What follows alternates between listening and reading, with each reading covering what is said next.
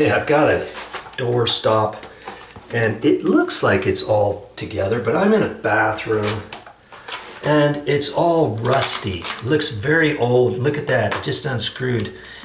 You see, this is how lots of door stops nowadays get put on. See how you've got the little nib there, the end, and then the little end bracket, you screw that on the wall and then you put that on there and just twist it on. Boom. I like these. See how they're a lot stiffer at the end. I don't like the ones that are just long or stationary that break off, or if it's just a long one and you have to screw it in with the pre-threads, let's say. Okay.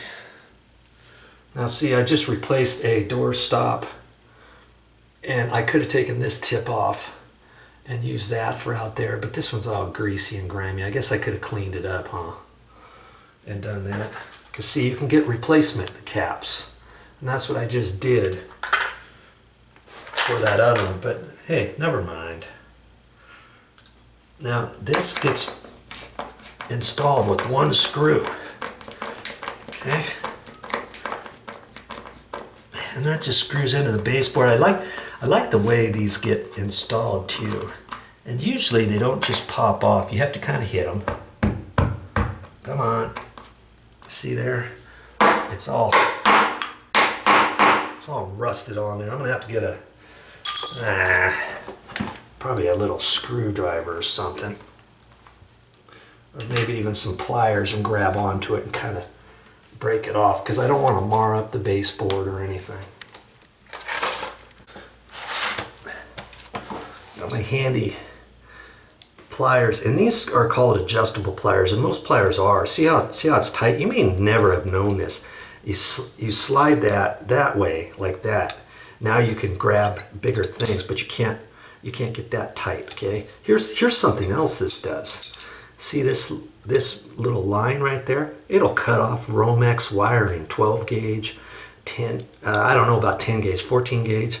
Yeah, just that little place right there. It snaps it off pretty good too in a pinch. Yeah, you probably didn't even know that, did you? Okay, so now this is slip joint pliers. I'm gonna go that way and just grab this. Okay. See, it was just the paint that was holding it. Okay. Now I'm gonna go ahead and use one of these. I've basically got, you buy it in a 2-pack. Usually it's cheaper than buying 2 individual ones. And granted, I only needed one for right now, but I know eventually I'll need the next one. So I'm better off buying 2 because I'm sure I'll use the other one. Okay. And in fact, in a pinch, if I wanted to save my old one, let's see. Okay, I can just put that in there. Screw that back on there. You know, if somebody doesn't have one at all, let's say, and I need to do something. Okay, I got a spare. Okay, see, this is how it comes. The screw's in there. See, so just grab this and unscrew it. See? Okay, now just gonna hold that on there, and I'm gonna put this little hole about where it was before. Not that it matters, I guess. I mean, and it should fit. It fits right exactly where the other one was. Sweet.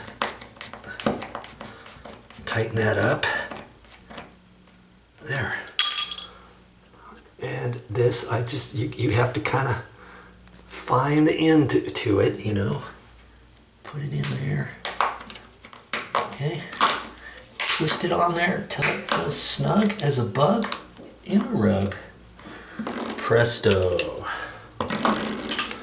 Done. You can do it. I know you can. Yeah. Now there's something else in this bathroom that I have to work on. Wonder what it is.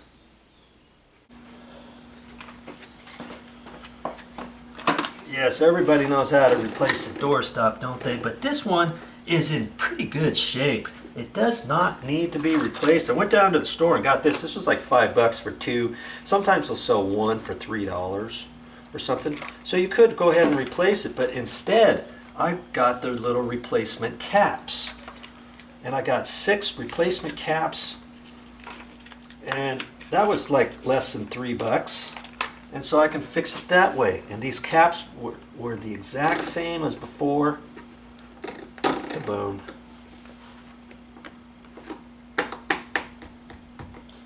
Okay, make sure it fits on there nice. There you go, done.